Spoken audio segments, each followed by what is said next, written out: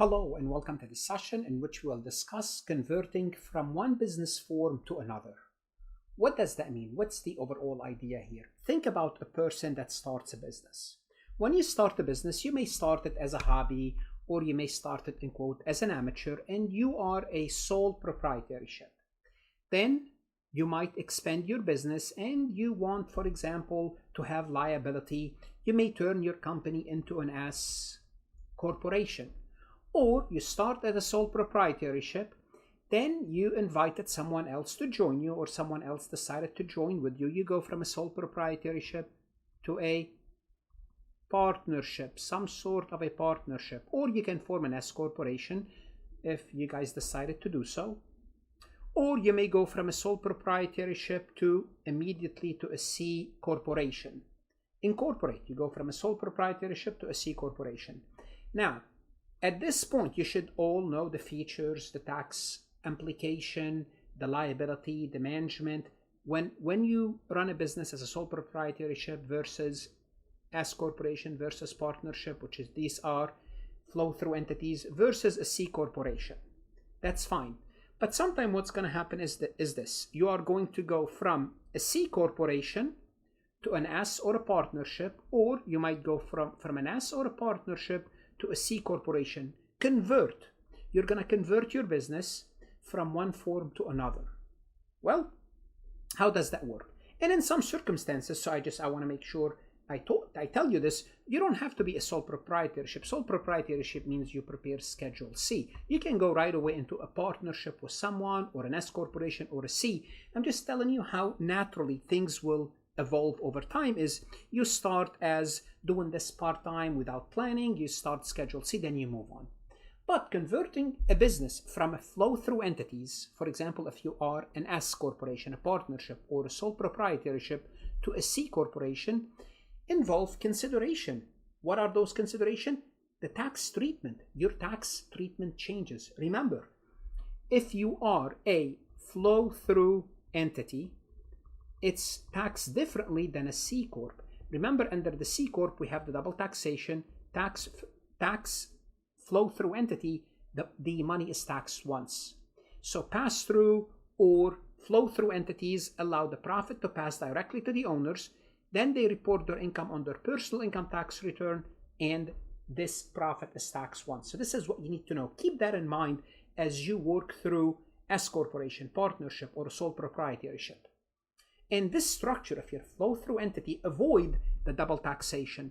The double taxation of a C corporation, where the corporation makes a revenue, then they incur losses, then they have a profit.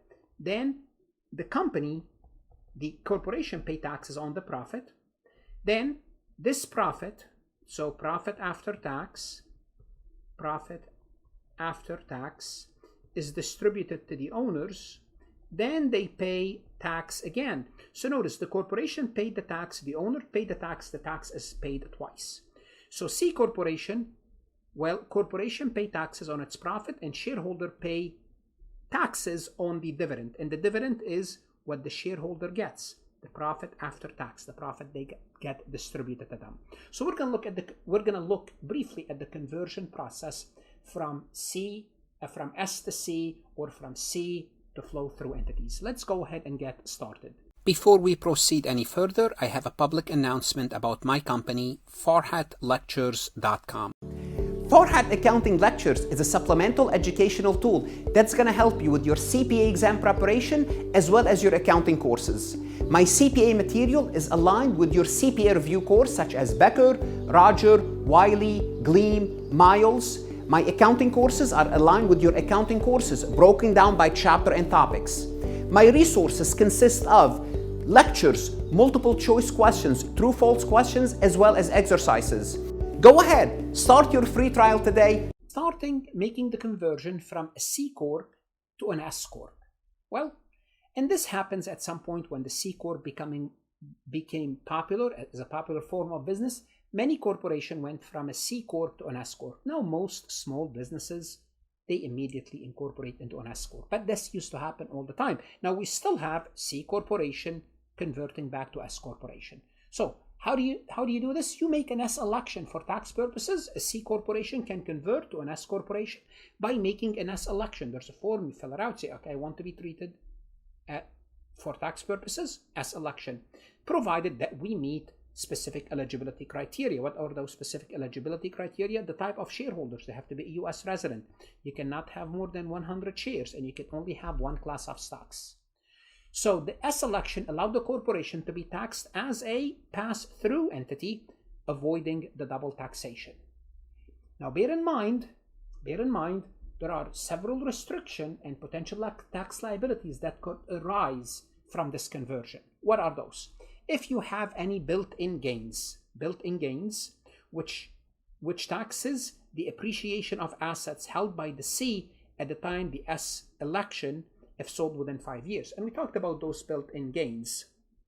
So if you go from a C to an S and you have a built-in gains, in other words, you have some assets and those assets appreciated in value.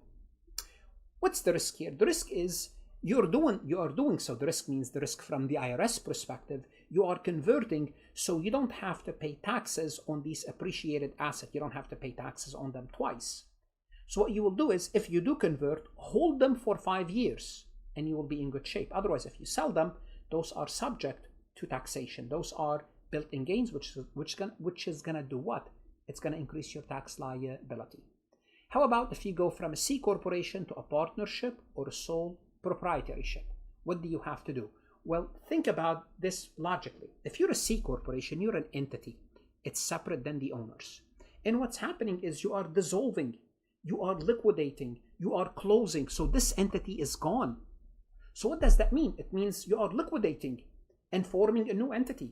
Converting a C into a partnership or a sole proprietorship involve what? Liquidation, closing the C corporation, then starting a new entity, the new business, whether you want to do a Schedule C or having a partnership with someone else. Now this process is complex, because there are tax complications to liquidation. Now we're looking at, C corporation liquidation, and we talked about liquidation.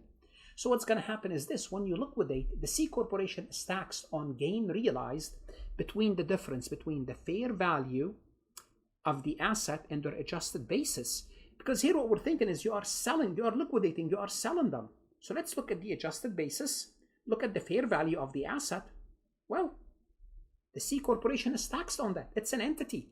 This means if the corporation asset have appreciated, it will owe taxes on these gains. You're going through a liquidation process. Now, shareholders also face tax consequences upon receiving the liquidation.